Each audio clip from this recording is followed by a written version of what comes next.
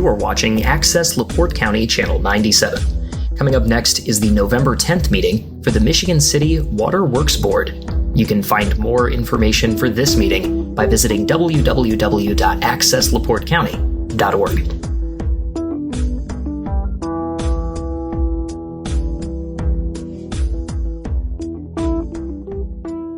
Alrighty.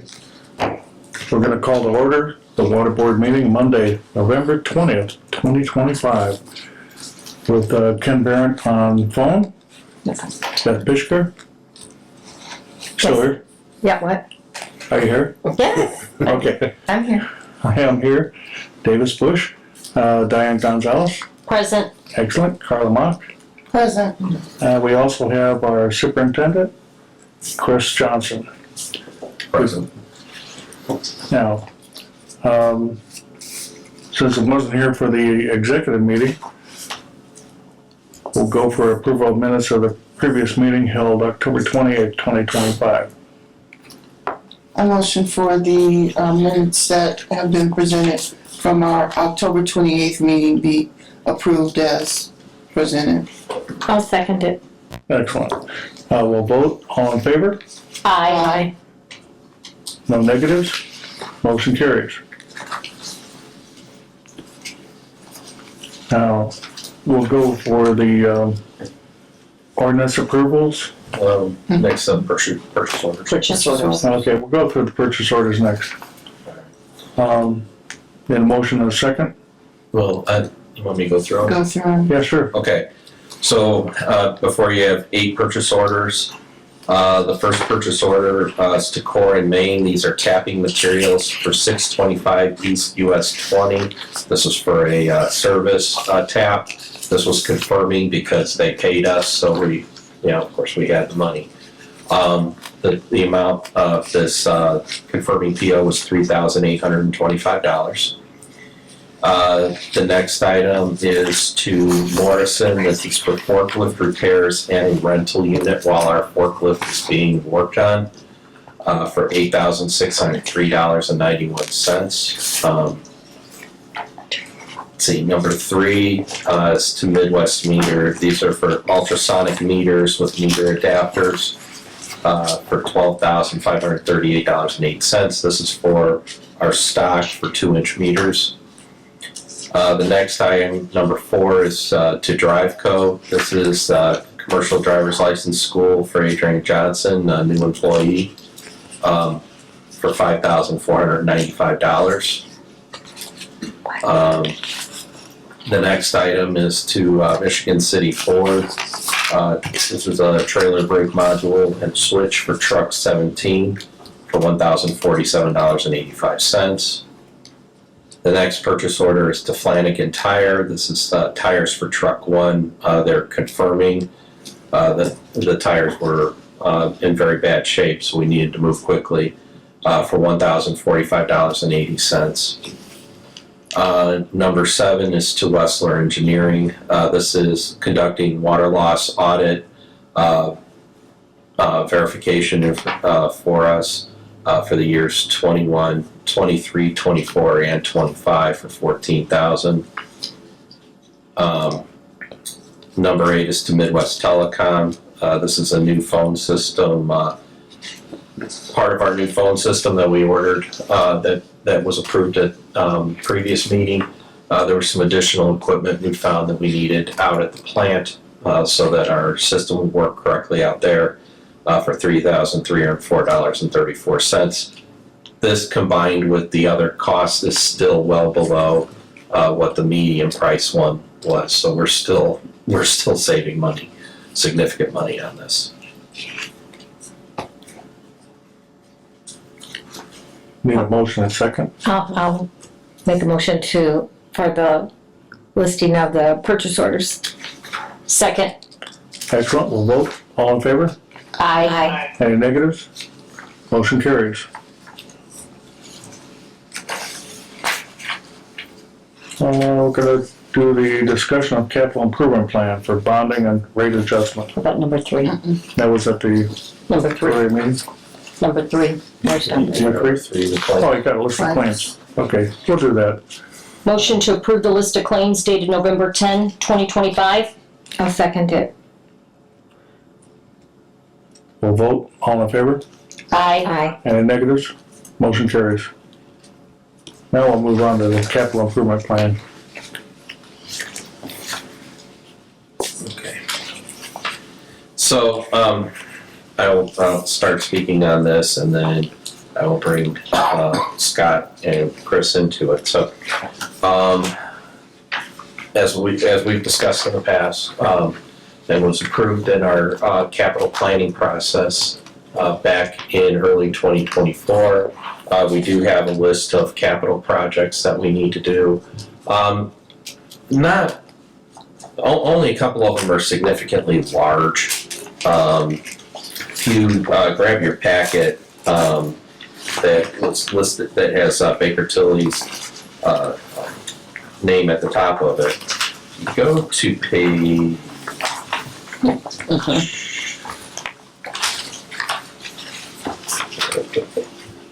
Here we go, page 5.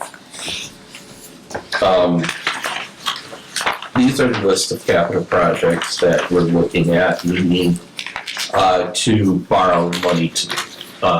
We do have other projects that we'll be doing with our revenues that are capital as well. But basically, this list of projects, it was all part of our capital improvement plan that was approved back then. The numbers may have been adjusted, well, the numbers have been adjusted some since the plan was approved back in '24, and we needed to make sure that the cost of the projects was adjusted for inflation, et cetera. So those numbers were adjusted a little bit as far as what each of the projects costs. Most of the projects involved here are around water quality, protecting water quality. We do have a booster station with some storage, and that's over on the east end of our system, where we have some customers that their water pressure is quote unquote adequate. We are in the legal levels, but as more and more folks move out that direction and we stretch further and further east as we have, they're getting a little, they're getting low, but not, it's not at an unacceptable level yet. And that's what we're trying to avoid, is getting to that unacceptable level. And then we have some water main projects designed to help bolster and move the water more efficiently in our system, as well as to put water in areas that, frankly, should have probably had water years ago. They were part of old annexations, and so the water hasn't been run out there in the past. And these will make some loops, which will also help some of our water quality as well. So that's what we're looking at with these projects. And then, of course, we have our regular capital work that we do on a regular basis. These are the smaller projects, a lot of things that, some of which we even do in-house. We do the actual work ourselves, but the materials are expensive, and so they're considered capital because they also add on to the longevity of our facility going forward. So that's the basics of what our capital improvement plan is. I don't know if anybody had any questions on any of the particular projects that are listed. I'd be happy to talk about any of those in particular. But if not, then I think probably, Scott, this is probably a good time to begin speaking about Sure. Happy to. the next part of this. Scott Miller with Baker Tilly. We've been your financial consultant for longer than I've been doing this, honestly. Goes back several legacy firms for our history now. But as Chris mentioned, we were asked to do an analysis of the finances of the utility and determine where things are at right now and what would need to change to be able to fund and pay for the projects that Chris just identified. So I'll walk through, you have our report, I'll walk through that at a high level, and then Chris will talk about the process that we have to go through if you want to move forward with funding these projects, and we'll talk through that and what the next steps would be. So in your packet, you have the report, and I'll just, like I said, hit this at a high level. We looked at calendar year 2024 as our test period. So we looked at all of the transactions, financial transactions that took place during 2024 and used that as our basis for the analysis to determine what do we think is going to be needed on a going forward basis to operate the utility, take care of the improvements, and keep providing the quality water that you do right now. So the first page is just a summary at the end of the test year, end of last year, December 31st, 2024, of the cash balances that you had in the bank at that time. And you had a little over $6.2 million in the bank in a variety of different accounts.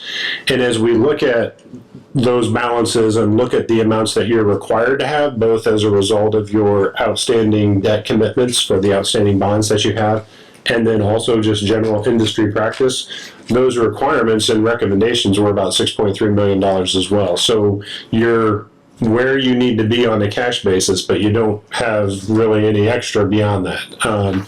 So there isn't, as Chris said, there isn't money sitting in the bank to be able to do some of these major projects. We're going to need to borrow those dollars. When we talk about the outstanding debt real quick, flip forward to page 4.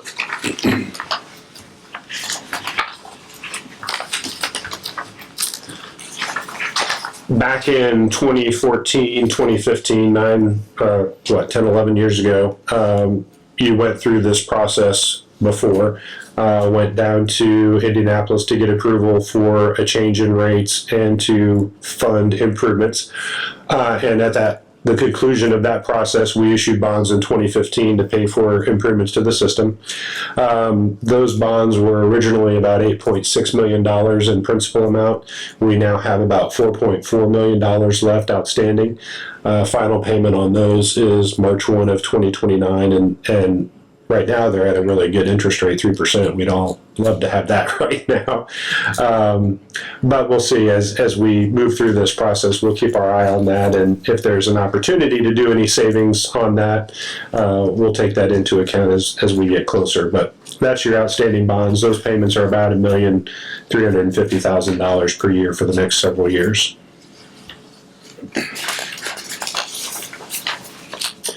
Page 5, Chris already talked about this a little bit. Let me to go into a little bit more detail in terms of how we propose you pay for this. So we've got a variety of projects that he talked about. All total, we're looking at about $50,500,000 of work that needs to get done to the system. Main replacements, tanks, booster pumps, all those sorts of things.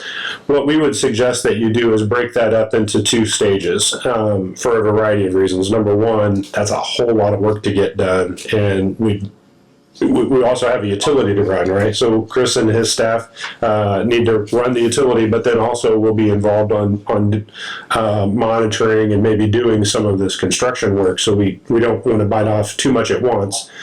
So in phase 1, what we're suggesting is that you borrow $34,920,000 to do the first set of projects. We'd issue that bond late next year, October, November of next year, once we've been through the local approval process, if you decide to go forward with this, and then also go through the approval process at the Utility Regulatory Commission down in Indianapolis. And as we'll talk about process in a little bit, it will take that long to get through.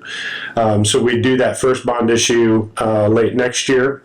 And then in 2029, we'd come back and do the second phase, and that's about $15,590,000 of projects. And we'd do that second bond issue then in 2029. And that work then would then proceed. Obviously, work would start immediately on the first phase. And ideally, what we want to do is try to get as much of that done in a 3-year period as possible, just to stay in compliance with IURC regulations associated with tax-exempt debt issuance. So if you flip the page, we've tried to get our crystal ball out and estimate what we think interest rates might be next year, and that's what you see on this page is a proposed amortization schedule for the first bond issue. Again, $34,920,000 in par amount of bonds issued. We would do that over a 20-year period, so final payment would be out in September 1 of 2048. We've assumed interest rates at this point ranging from 2.68% to 4.9% towards the end of the bond issue. We got a lot of time to go and a lot of things to happen until we know exactly what those rates are going to be. So that's our best estimate right now. We've delayed the principal repayment just a couple years while we still make payments on those 2015 bonds. Once we get those out of the way, then we start making principal payments on this, and that results in about a little over $2.6 million of annual principal and interest payments on this first bond issue. On the next page, then we show the same thing for the second bond issue that we would do in 2029.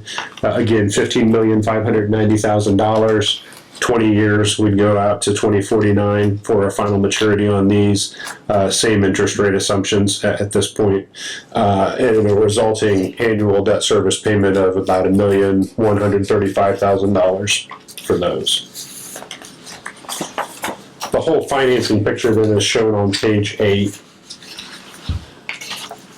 We've got your 2015 bonds, the outstanding bonds that are, you've got just a few more years of payments on those, and then we would do the 26 and the 2029. All total, then we would be looking at annual debt service of about $3,750,000, and that would need to be generated through the rates and charges that are collected from your customers from water sales. So that's kind of the target number that we're looking to build into your rate structure. On the next page, page 9 is the kind of the full capital plan that includes not only the bond projects but also the cash funded projects that Chris mentioned. So here we show 2025, but there's only a couple projects there. One of them, and the main one, is an NDOT project that may or may not happen. So we're really focusing on 2026 through 2029, that 4-year period, and the projects that are scheduled to be done during that period. And as we look at that and look at the total, we've got about $57.6 million of work that needs to get done. Some of that's going to get paid for from the bond proceeds that we just talked about, and then about $8.8 million of it would get paid for through normal recurring rates and charges, and that averages about a little over 1.7 million, 766 per year that we would need to recover through rates and charges in the bottom right hand corner there.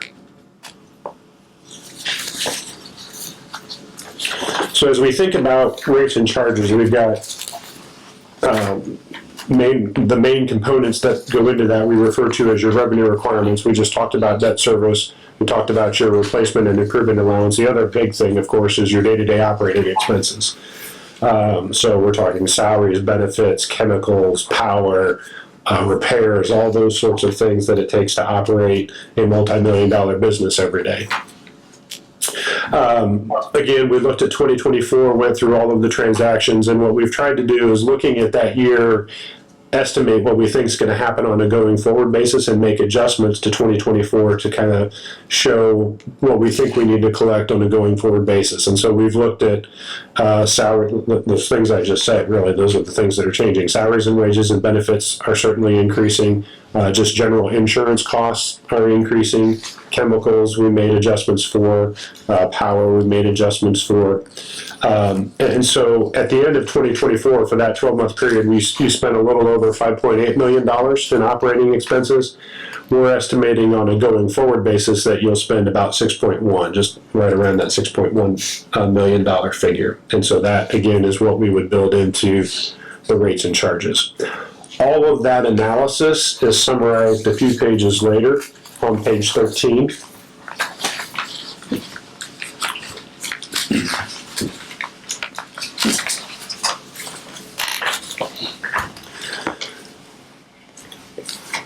So on page 13, we've got three different columns. What we're trying to do is, a variety of things. Number one, work with the time frame that we have to in terms of getting all of this approved, then issuing debt and getting the work done in a timely fashion, and then following up and doing that second bond issue. So keeping all of that in mind while also trying to minimize the impact to customers as much as we can. And so what we're showing here, what we're proposing, is a three-phase increase in your rates and charges. I'm going to lose my voice. The first phase would go into effect about a year from now, once we have approval at the local level first, and then also go through the regulatory process down in Indianapolis, and that will take about a year. So a year from now, late 2026, early 27, we would have that first rate increase. And that would recover, again, the operating expenses. And if you look at those three columns, we see the 2027 column, that's the first phase of the rate increase. And then 2028, we would have the second phase, again, presumably going into effect at the start of the year, and then following up in 2029 with that third and final increase. So if you focus on the 2027 column, we have the $6.1 million in operating. We'd have the debt service on the outstanding and the first bond issue.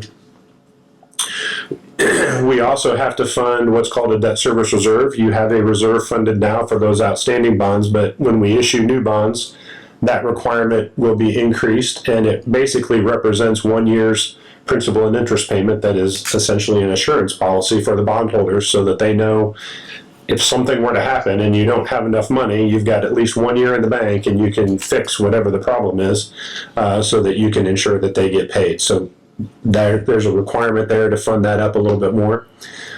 You make payments in lieu of taxes to the city of about $444,000. That would continue. And then in the first phase of this increase, we've reduced the allowance for replacements and improvements down to about $975,000 per year, just to break up the increase. And then in 2028 and 2029, we get that up to the $1.7 million that we talked about just a minute ago for your replacements. We subtract out some miscellaneous revenues that come in each year that aren't subject to a rate change. And so we get to the middle of the page there and show net revenue requirements. And that's the amount of money that would need to be funded through your rates and charges. So $9,935,000 in 2027, $10,945,000 in 2028, and then $12,057,000 in 2029.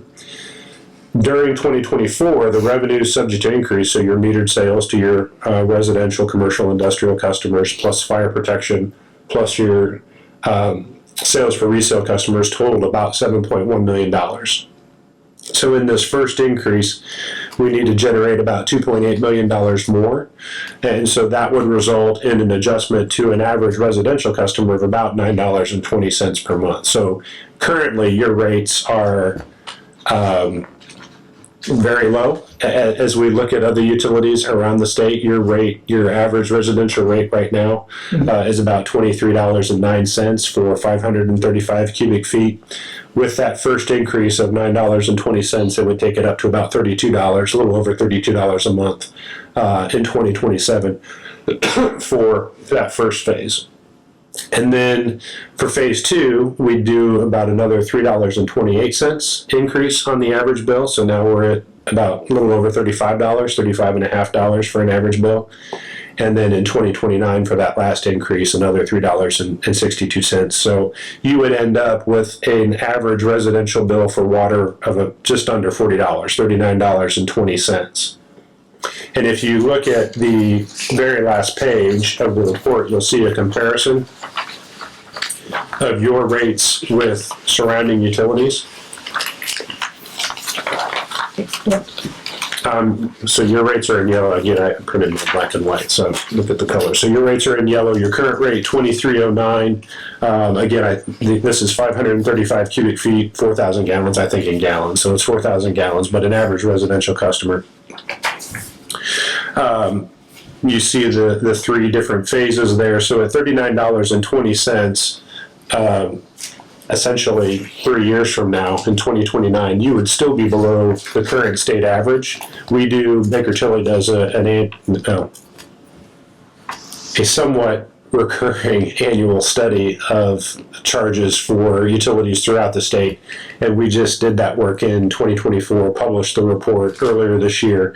So based on 2024 rates for we're up to 400 or 500 utilities in the survey now. The average rate is $39.52 right now, based on 2024 rates. In 2029, after all of this work, you'd still be below that average at $39.20. So while nobody likes an adjustment in rates, to be able to get to that point doing $50 or $60 million worth of work is pretty amazing from what I see statewide. And you're, of course, far below what some of your other neighboring communities pay that use Indian American water. Really in a good spot, I think, to do all of this work and get this done as economically as we can for the customer. So Chris, I don't know if you want to cover process where we go from here. Sure. So here is the recommendation from Scott and his team.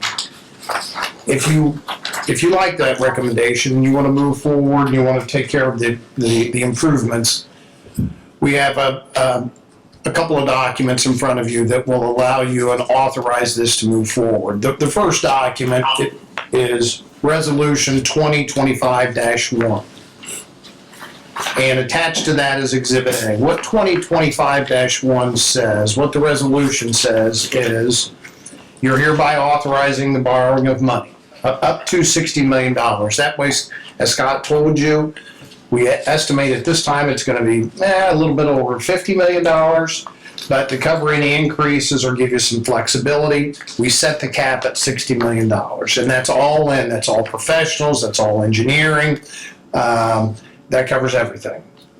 The way you have done it in the past, you being Michigan City and this board, is although you do not need council approval to issue debt, you have always adopted a resolution, recommended, included a copy of the bond ordinance, which is the official document that authorizes the borrowing. You approved that and recommended that the council also approve it. You send it on to them for their final approval.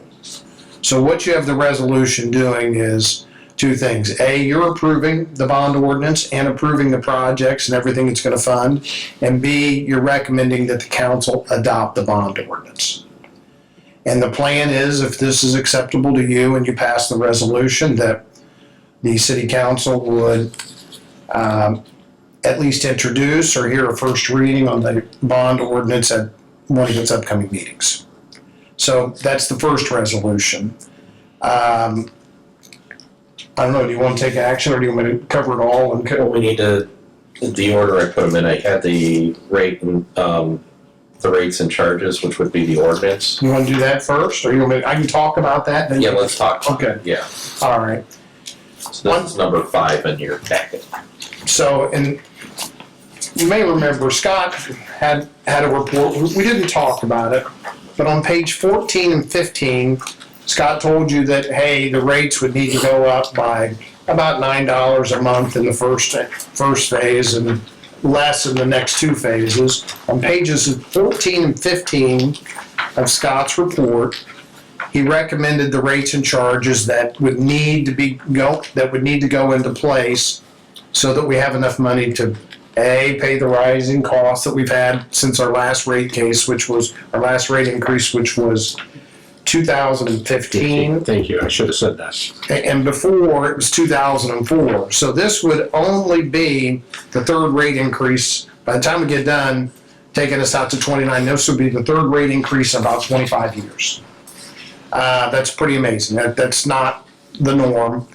But what I've done is I've taken the rates that Scott has recommended in his report on pages 14 and 15, and I've placed them in ordinance 2025-1. Now, the way that Michigan City works, you have a Department of Water Works, and this board has sole and exclusive authority to update your rates and charges. So this is an ordinance. It authorizes the increase in rates, and it also authorizes, there's no other steps that need to be taken. So it starts with you. It does not need to go to the council. Now, both the bond ordinance and the borrowing and these rates, because you are regulated by the IURC, assuming you adopt these, the resolution 2025-1 and the ordinance 2025-1, and assuming the council approves the bond ordinance, that doesn't make them final. We will have to go to the IURC in Indianapolis and obtain their approval of everything. And that is approximately a 10-month process. So if we start today, we'd be and if you guys want to move forward, you would approve it today. We'd go to the council for first reading, and then they would have a second reading. And if they pass it, we would try to go to the IURC before Christmas time, file our petition, file our evidence, and hopefully get an order from the commission third week of October of next year at the latest.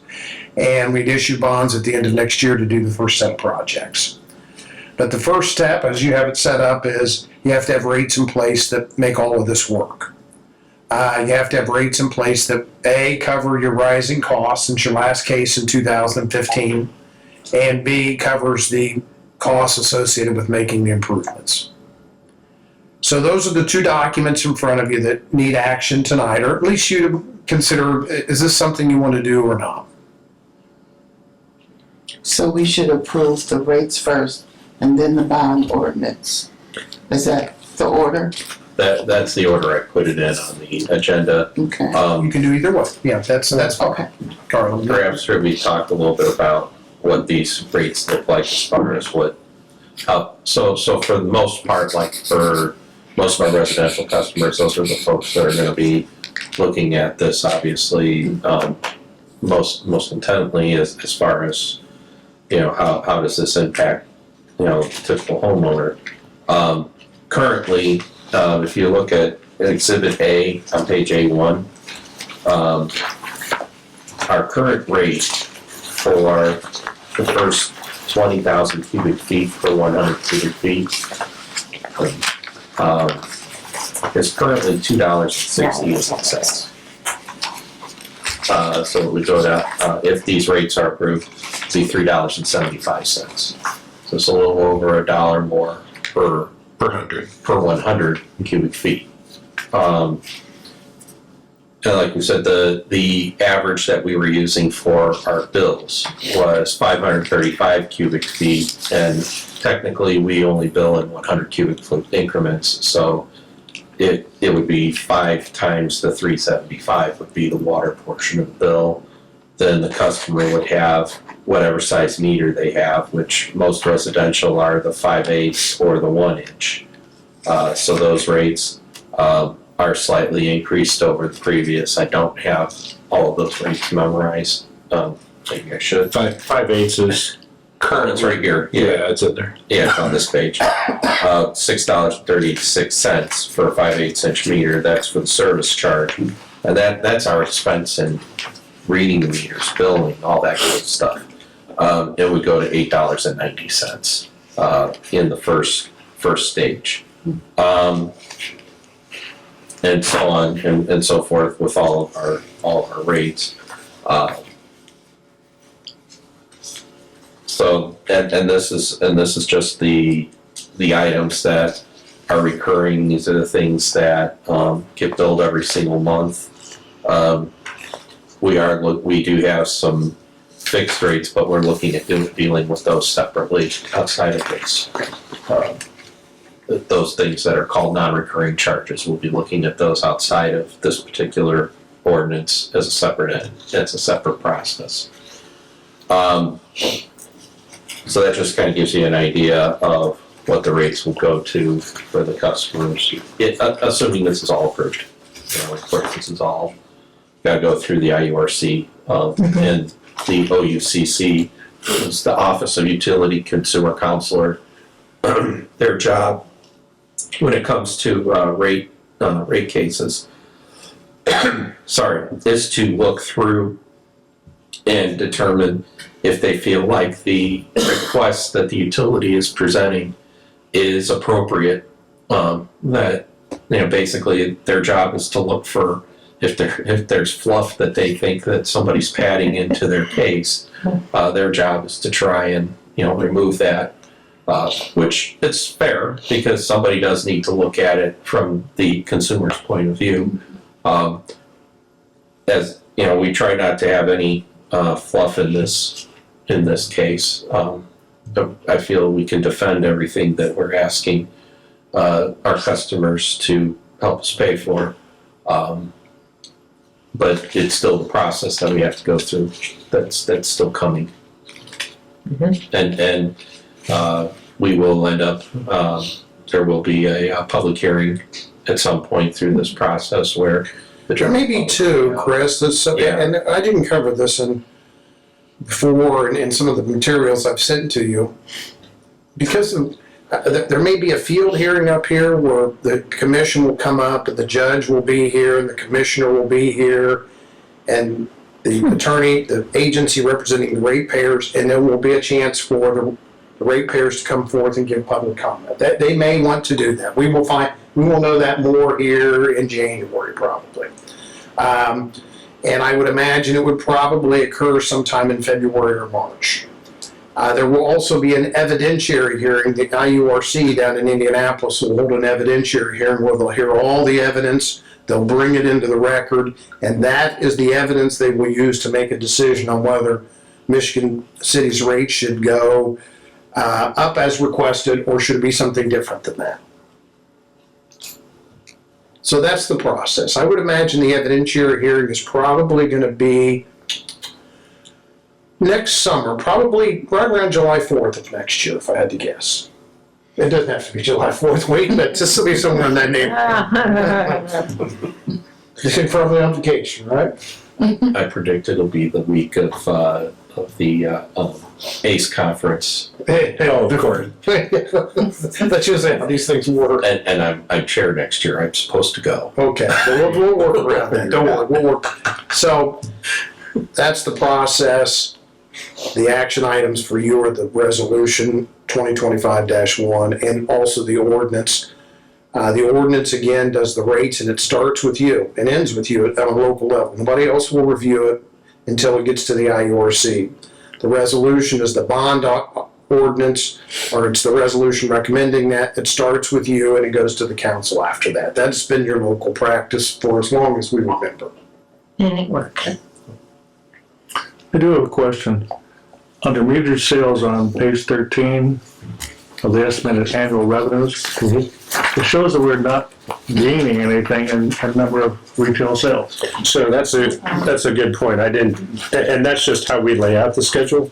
So if you look on page 13, metered sales is $5,724,900. That's the amount that you collected in 2024. We show that number the same in each of the three columns.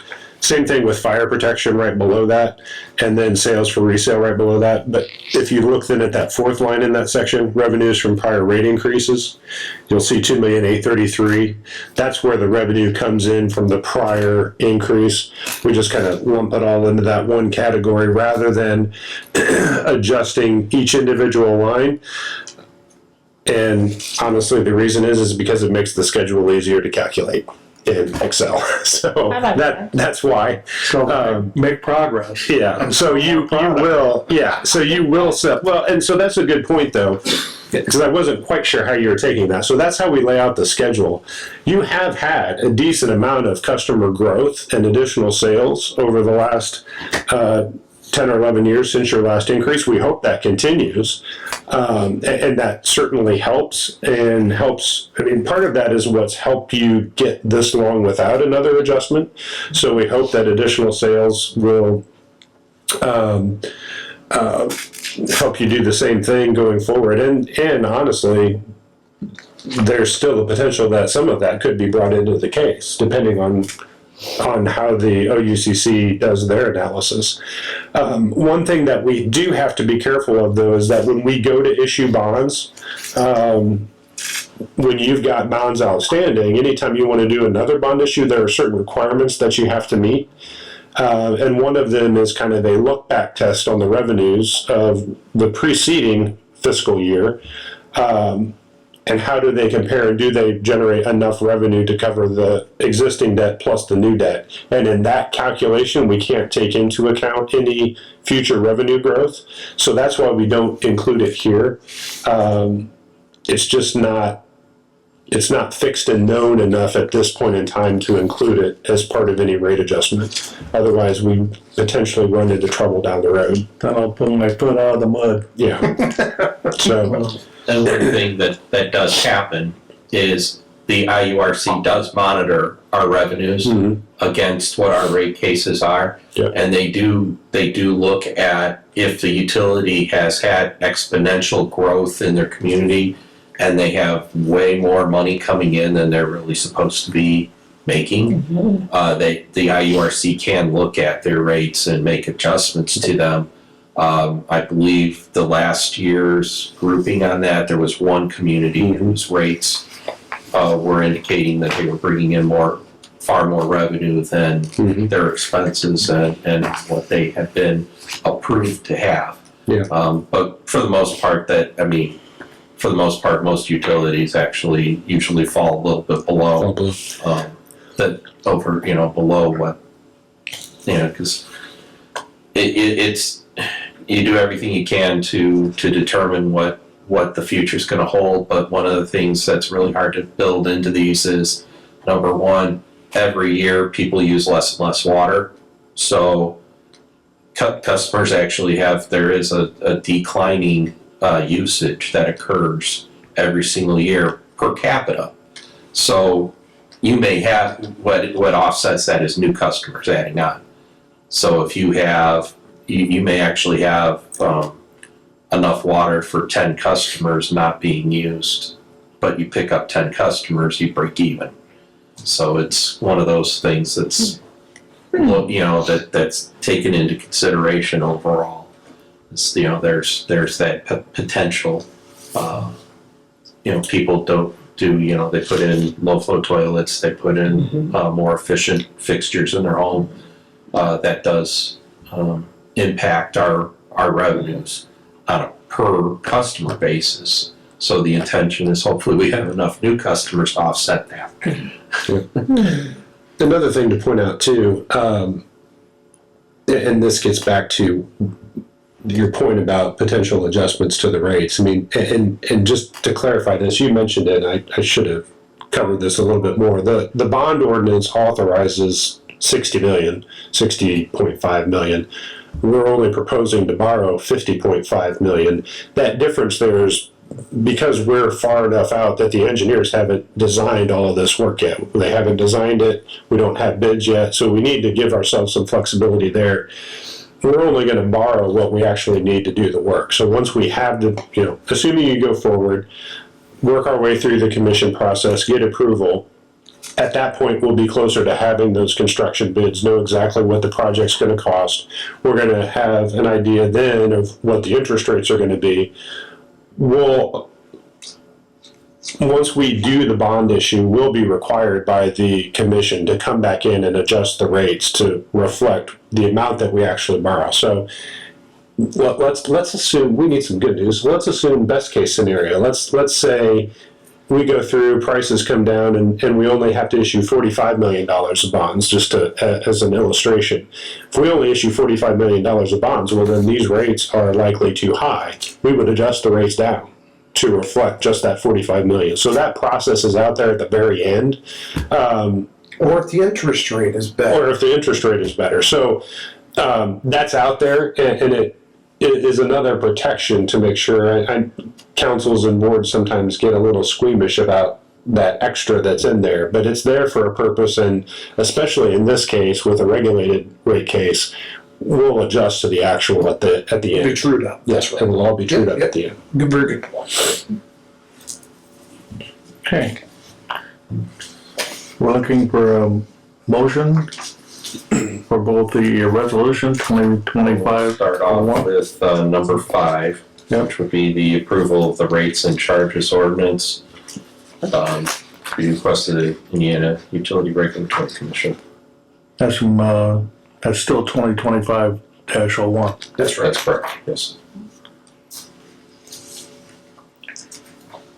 So I make a motion to approve resolution number 2025-01, You mean our ordinance? our ordinance, I'm sorry. We're gonna do the You're gonna do that the ordinance first? first, yeah. Where's the ordinance? You got it. You had it. I did. Right here, you got it. That's it. Mm-hmm. Okay. Second.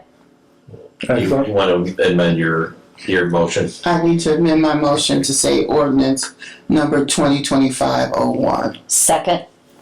Okay, we can vote. All in favor? Well, we're gonna do a roll call on this since it, Oh, we can do a roll call. yeah, we'll do a roll call so that, That means I have since it's since this is such a critical item, we'll make sure that way it's documented. Alrighty. Ken Barrett? You're still excellent. Beth Pisker? Aye. I am Davis Bush. Aye. Diane Gonzalez? Aye. And Carla Mock. Aye. Thank you. No negatives. That's Motion good. carries. Motion carries. Thank you very much on that. So the next item would be the resolution, to forward this then. This would then forward this on to the city council for their approval of a ordinance on their end. That is resolution number 2025-01. I have a motion. I'll make that motion to approve. Make that motion to send to the city council for approval. In the form of resolution 2025-01. Yes. I'll second it. Okay, we can vote to accept the resolution 2025-01 to go to the city council. We'll do that by roll call. Again, we'll go through Ken. Aye. Excellent. Beth Pisker? Aye. Davis Bush, I'm present. Aye. Diane Gonzalez? Aye. And Carla Mock. Aye. Excellent. Thank you very much. Appreciate it. Motion carries. Now we got a lot of work to do. It took too much to get to this point. After they sign, maybe you send us copies. Yes, I will. That'd be great. Get out of here, so you can finish. Oh, okay. Yeah, you guys need to hit the road. Yeah. Thank you very guys. much. It's nice seeing you in person. Do you need any water to go? Do you need a cup of water to go? I'm okay. Very nice, refreshing water. Nice and Thank you very cold. much. Thank you, gentlemen. Thank you. Thank you. Thank you. Excellent job. Thank you. Excellent. Yeah, exactly. Yes, yes. Yeah, that's where we're going. And we do have one more, we have a couple more items on the meeting. Thank you. Nice to meet you. Yes, this will for now. Thank you. You're just standing up. Since Scott and Chris have to get down to Indianapolis and with the weather, we're gonna let them go ahead and get out of here instead of Sure. running around through the rest of our meetings. Safe travels. Thank you very much. Be careful. Thank you very much. Yeah. Appreciate it. Bye-bye. Touch. All right. Bye. So, number 7. Number 7, approved quote for Aldridge Building Development Main Got it right Extension. here. Yeah, got it right there. Yes, so, I provided this information in your packet for tonight. Got it. If you're Yes. familiar, there's a building that was built over on Cleveland Avenue, just to the south of the Dodge dealership. Mm-hmm. There is an empty lot. If you look in your packet, you can see an aerial photograph of the building that exists. They're looking at developing this empty lot that's just to the west of that building. Mm-hmm. And basically, it's the same kind of building. These are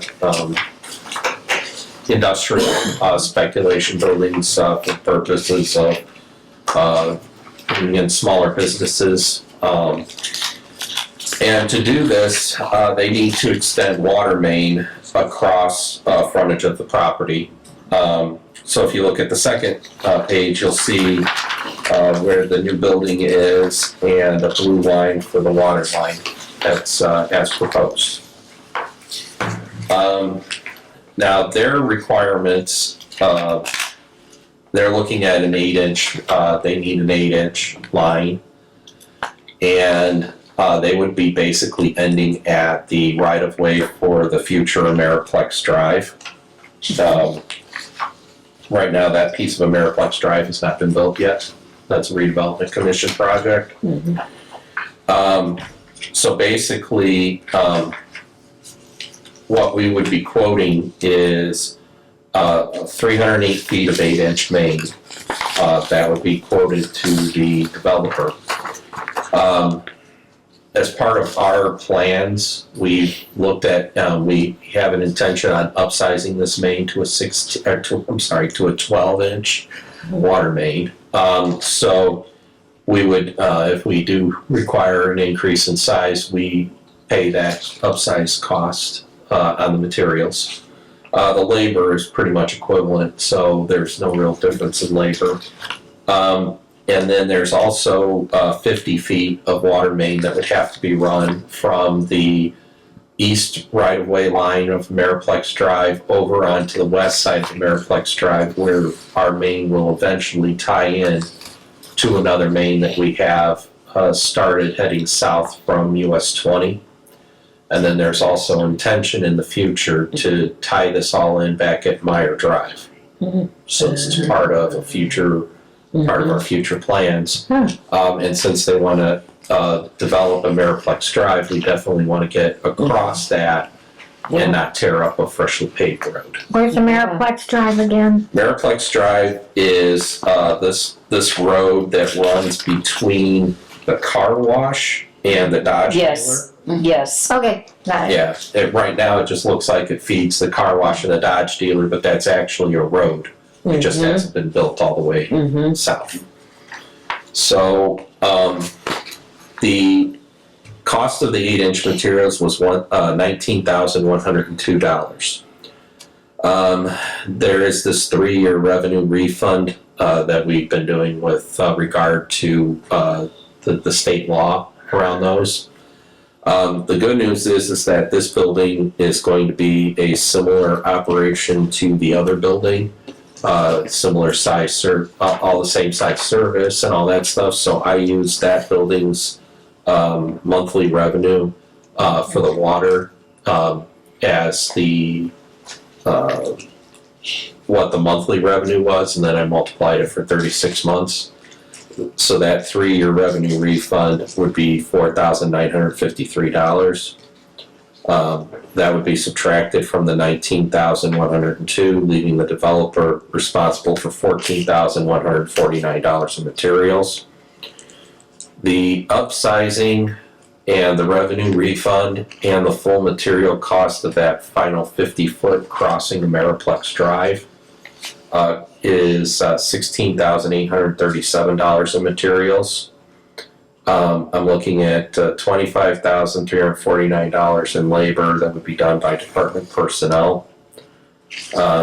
This would have the total cost of the project to the department of $42,186. Like I said, a good portion of that is our personnel's labor, which we would be paying them anyway. And the cost to the developer is $14,149. So the total value of the project is estimated at $56,335. I'm requesting that the board authorize the quote to the developer and the cost for the upsizing and further extension. It is my intention, though, to talk to the redevelopment commission about getting some assistance on some of our portion of that project as well. So we need to approve the 56,330. Basically just approve quoting this to the developer Okay, and the upsizing and additional extension. Well, I think it's a fabulous idea. How do you all feel? Well, that's a very good idea. Davis, how do you Yes. feel? Yes. Ken? Yes. Okay. is that a motion? I make a motion that we authorize the quote to the developer and the cost for upsizing and further extension. I'll second it. Excellent, we'll vote, all in favor? Aye. No negatives, motion carries. Thank you. I don't have anything for old business. New business? Under new business, I have 2 items. The first item is, recently we closed out a couple of certificates of deposit, put the money back in our regular accounts. Chris Wolf went to Horizon and he has found a 60-day certificate of deposit for 2.85%, a 90-day for 2.77%, and a 6-month for 2.5%. They're better than what our bank account is obviously getting with the money in savings. So he's suggesting $200,000 out of the improvement fund and $400,000 out of the tank painting fund to be used for purchasing certificate of deposit. Obviously, the higher the interest rate, the better, I guess. So I would say, well, I haven't run the numbers to figure out which one would be better for us overall. But we could probably do the 6, maybe we do the 90-day, 2.77%. And basically then the funds are tied up in that certificate of deposit until the 90 days is up. But we'll be making 2.77% interest as opposed to, I think it might be less than 1. So, You need a motion for that? yes, I would. I make a motion to approve, the CD, for the 90-day rate Okay. of 2.776. Second? Excellent, we can vote, all in favor? Aye. No negatives, motion carries. Okay. And then the other new business item I have, we hired a new customer service cashier on July 28th. She started out with the department at a wage of $22 per hour. She has shown strong capabilities and has been providing very good customer service. Her 90-day probationary period ended on October 26th. I would like to request allowing a 50-cent per hour increase in her rate of pay, increasing her pay to $22.50 through the end of the year, and also be retroactive to any time worked after October 26th. With the, she's in the office personnel, pretty much her 40-hour week there. There's not overtime and that sort of thing. So this is approximately about $180 through the end of the year of increase. And then, of course, this increase would be taken into account when looking at her rate her pay increase, her merit increase for the beginning of the year. In the past, the previous customer service cashier was hired later in the year, and her probationary period ended just as we were increasing, putting through the pay increases. So her increase was a little bit more. That this one, you know, this is part of it, but there would be some more, but not as big of an increase as the last person got. When it's all said and done, when you add it all up. What does she make now? She makes $22 an hour. This would be going up to $22.50. Okay. How do you all feel? I'm okay with it. I'm okay with it. Ken? Here. Did you say anyone? He said okay with it. You said okay. Okay. You need a motion for that? Yeah. Okay. I make a motion that the new customer service, rate, per hour increase by 50 cents. Did I say that correctly? And do you wish it to be retroactive? I do. Okay. Second? You can't second. I'll second it. Okay. All in favor? Aye. Aye. Any negatives? Motion carries. Thank you very much. Appreciate that. I was asking. Oh, you're asking. Okay. What I miss? Is there anything else on the agenda? All right. So, next up will be, Yep, public comment. Having none, we move forward to director's comment. Having none, we move to a motion to adjourn. So moved. Seconded. All in favor? Aye. Very good. We're done. Thank you. Who's in the thank sign you, for Ken. president? Appreciate it. Should, Good night. Good night. Bye, Ken. bye Ken, should I just print?